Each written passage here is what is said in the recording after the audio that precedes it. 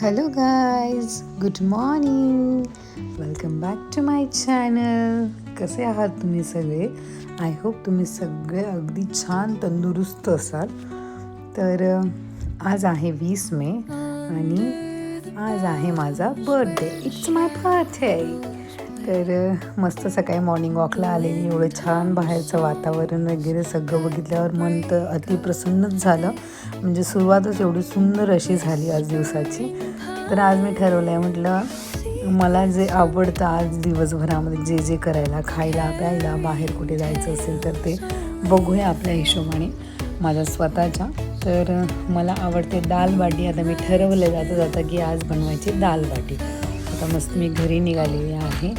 बरंच लांब वॉक करून आलो. अगदी छान वाटलं वॉक केल्यानंतर. आणि घरी आल्यानंतर पटकन मी अशी दाल बाटी तयार करायला घेतली.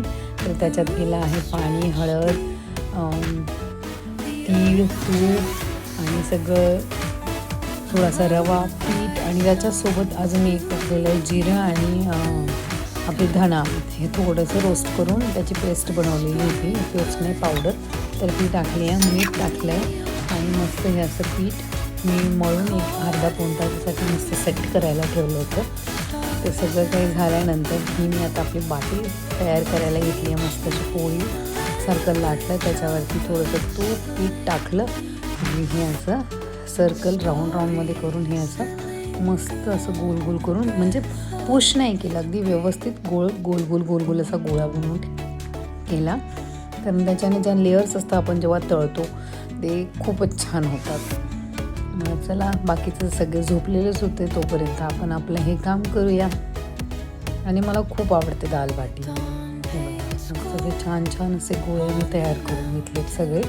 सगळ्यांच्या पोळ्या लाटून त्याच्यावरती तूप आणि पीठ टाकून ते पूर्ण रोलसारखं केलं आणि ते कट करून छोटंसं असं गोल सर्कल त्याला दिला. ते सगळेच मी आता बनवून घेते पटापट. 4 ते 5 पोळ्या झाल्या आहेत ह्या सगळ्यांच्या. आणि बाटी म्हणजे इतकी झाली आहे की 5 ते 6 जण कसेही खाऊ शकतो.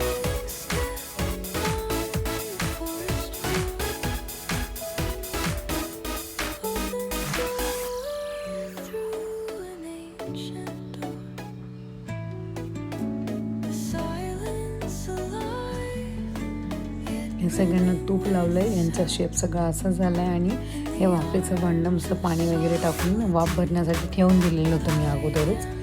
आणि आता ह्या सगळ्या बाट्या याच्यात जाणार.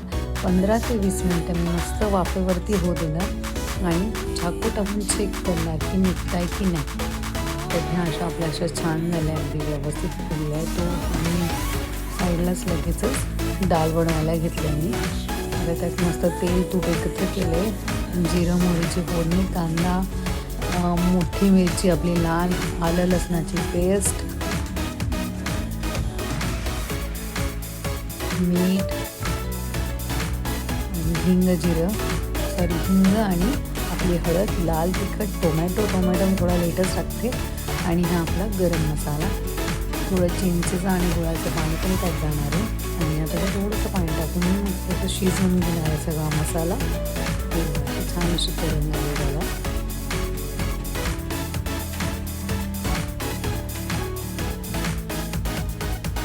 आणि ही आपली डाळ, याच्यात मूग आणि तुरीची डाळ मी शिजवून घेतली आहे छान अशी. आणि हे आता आपलं सगळं रेडी झालं. आणि काय झालं, डाळ बाटी बनवत होती तर आर्याचे पप्पा बोलले चला आपण जाऊया शिर्डीला. त्याच्यामुळे पुढची प्रोसेस मला तुम्हाला दाखवताच नाही आली. मग फटाफट तुपामध्ये ती बाटी कट केली, ती तळून घेतली आणि मला जेवढं पटापट जमेल तेवढं मी खाऊन आणि पटकन निघाली. कारण वेळच नव्हता ना, अचानक ठरलं. आणि शिर्डीला जाणं म्हणजे जवळ नाही आहे.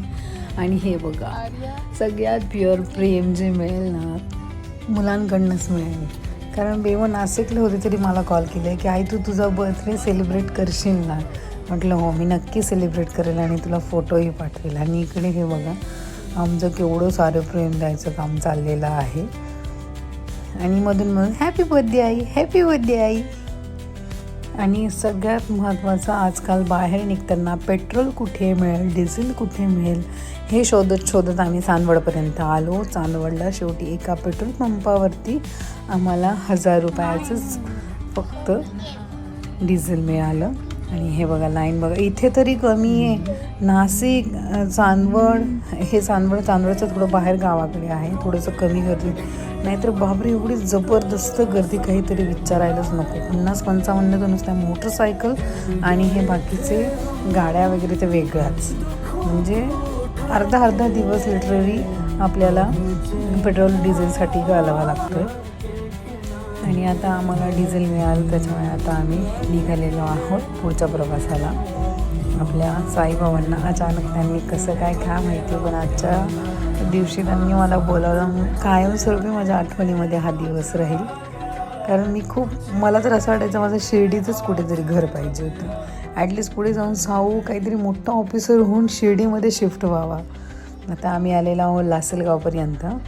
आणि आता हे तिकडे थांबण्याऐवजी इकडनं छोटासा टनेल बनवलेला आहे रेल्वे पुलाजवळनं. रेल्वे तिकडनं येते, तो मेन रस्ता आता बंद झाला आहे. बंद म्हणजे चालू आहे, पण ज्यांना जायचं असतं त्यांच्यासाठी हा छोटासा टनेल जो स्टार्ट होताच एंड होतो. आणि आता आम्हाला पुढे काय दिसेल तर पुढे आम्हाला ट्रेन दिसणार आहे. आजपर्यंत आम्ही ट्रेनचा प्रवास केलेला नाही आहे. इच्छा आहे कधीतरी एकदा ट्रेनचा प्रवासही करायचा. आणि हे बघा ट्रेन आम्ही आमच्या शेजारून चाललेली आहे आणि सावलीचा आनंद घेताना. तिकडे पुढे ना पार्क मोठी ना छोडो. आज रे सम फ्रेंड्स किती डबे मोजलेत का नाही? सुद्धा ती दिसेन अशी झाली बघ. ती कुठपर्यंत गेली असेल काय माहिती बाबा. आणि आता आम्ही लासलगावच्या पुढे निघालेलो आहोत. आणि आर्या आणि सौला खूपच भूक लागली होती, कारण आतमध्ये काही चांगलं हॉटेल्स पण दिसेना. तर मग इथे छोटंसं त्यांच्यासाठी काही घेतलं आम्ही खाण्यासाठी. आणि रस्त्याने हे झाडं बघा, म्हणजे पूर्वीच्या काळी आपण जेव्हा रस्त्याचे कामं करत होती सरकार, तर एवढी सारी झाडं लावल्या जात होती. आज ती झाडं किती मोठी झालेली आहेत. आणि रस्त्याच्या साईडला इकडनं ते म्हणजे आता बरेचपैकी झाडं तोड झालेली आहे वाटतं इथेही, पण तरी बघा हे आता ही झाडं नामशेष होत चाललेली आहेत. खूप रेअरली कुठेतरी आपल्याला जंगलात इकडे तिकडे दिसणारी ही झाडं आहेत.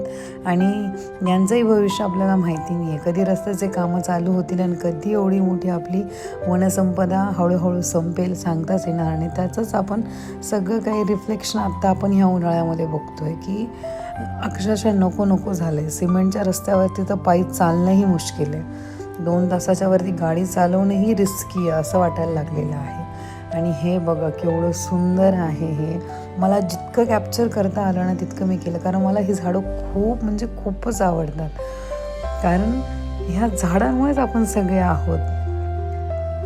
रस्त्याच्या साईडला बघा ना केवढं छान असं दिसतंय. पूर्ण एवढे मोठे झाडं, एवढे मोठे जर झाडं रस्त्यांच्या कडेने जर झाली तर विचार करा ऑक्सिजन किती मिळेल, प्रदूषणही होणार नाही, हवाही खराब होणार नाही. आणि सावली जे आपण म्हणतो तीही राहील, रस्तेही खूप तापणार नाही. किती सारे बेनिफिट्स आहे. पाऊसही असा वेळेसारखा पडणार नाही आणि ऊनही खूप लागणार नाही. एकच गोष्टी सुधारली तर किती साऱ्या गोष्टींमध्ये चेंज होतो. हा विचार आपण सगळ्यांनीच करायला हवा. कारण आपण एक साईडला प्रगतीकडे चाललो आहे, पण दुसरीकडे आपण अधोगतीकडे चाललेलो आहोत. आणि हे वर्षानुवर्ष आता समजेल, आपल्याला कळेल. आणि आपली जी 90sची पिढी आहे त्यांनी हे बदल होतानाही बघितलेले आहेत, चांगले वाईट हे सगळेच काही. आणि पुढची पिढी तर कशी असणार आहे त्याचा विचारही करायला नको, कारण रोज 1-1 तासामध्ये गोष्टी बदलत आहेत. हे बघा केवढे सुंदर अशी झाडं आहेत. ही रस्त्यावरची सावली बघितली, तिथं खाली उतरून जर बघितलं तर अगदी थंड गार असं वाटतं. एवढं ऊन आहे त्याच्यात ऊन लागतही नाही तिथं उभं राहिल्यानंतर. ठीक आहे तुम्ही प्रगती करा, पण ह्याच झाडांचं पुढे पुन्हा संगोपन करा ना. रस्त्याला ॲटलिस्ट 5-10 किलोमीटरच्या आत, 1-2 किलोमीटरच्या आत असे 8-9 झाडं तर लावा. इथून तिथून नकाल नाही होणार तुमच्याकडनं. आणि आम्ही हे सगळं मस्त बघत बघत आलेलो आहोत शिर्डीमध्ये. आता बाबांच्या दर्शनासाठी आम्ही जाऊ. आज खूप म्हणजे मनातही नसताना आज शिर्डीला जाण्याचा योग आलेला आहे. आता आम्ही शिर्डीला पोचलेलो आहोत. आता इथे गाडी पार्क करणार आणि पुढे बाबांच्या दर्शनासाठी आम्ही सगळे निघणार. बाबांच्या मूर्तीकडे आतमध्ये गेल्यानंतर बघितले ना, बाबांच्या मूर्तीचे भाव दिसतात. मला नाही माहिती तुम्हाला सगळ्यांना दिसतात की नाही दिसतात, पण मला दिसतात. बाबा मला कधी नाराज दिसतात, कधी आनंदी दिसतात, कधी स्माईल करताना दिसतात, कधी काहीतरी वेगळं असं स्वरूप असतं त्यांचं. आणि हे आम्ही बाबांचं तिघंही दर्शन घेताना, आर्या, मी, साऊ आणि साऊचे पप्पा, हे मी टी व्हीवरनं लाईव्ह खूप शोधलं आणि त्यात हे मला मिळालं. कारण हा मोमेंट माझा आहे एवढा सुंदर असा. ओम साईराम. हे आजच्या बाबांचं स्वरूप, एवढे सुंदर असे बाबा, छान. आणि माझी जी इच्छा होती ना की समाधीला मी हात लावावा, तिथे मी नतमस्तक व्हावं, ती पूर्ण झाली. आणि मला वेळही तिथे खूप मिळाला. खूप छान वाटलं बाबा. ही आपली शिर्डी छान अशी. आणि आम्ही आता दर्शन करून निघालेलो आहोत. शिर्डीचा निरोप घेतोय. असंच पुन्हा पुन्हा मला बोलवा बाबा. कधी मनात नसतानाही मला महिन्याला जरी बोललं तरी मी कधीही कंटाळा करणार नाही. आणि आता घरी जाण्याऐवजी आम्ही निघालेलो आहोत आपल्या समृद्धी महामार्गाने नाशिककडे. इथून विथिन 15 ते 20 मिनटात आपण नाशिकला पोहोचतो.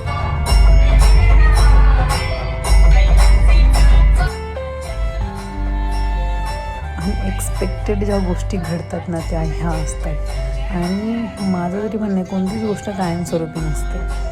कोणतीच नाही. दुःख, सुख आणि कोणतीच नाही. आज मी अशी दिसते, उद्या मी कशी दिसणार आहे हेही मला माहिती नाही. म्हणजे चेंजेस इतके असतात.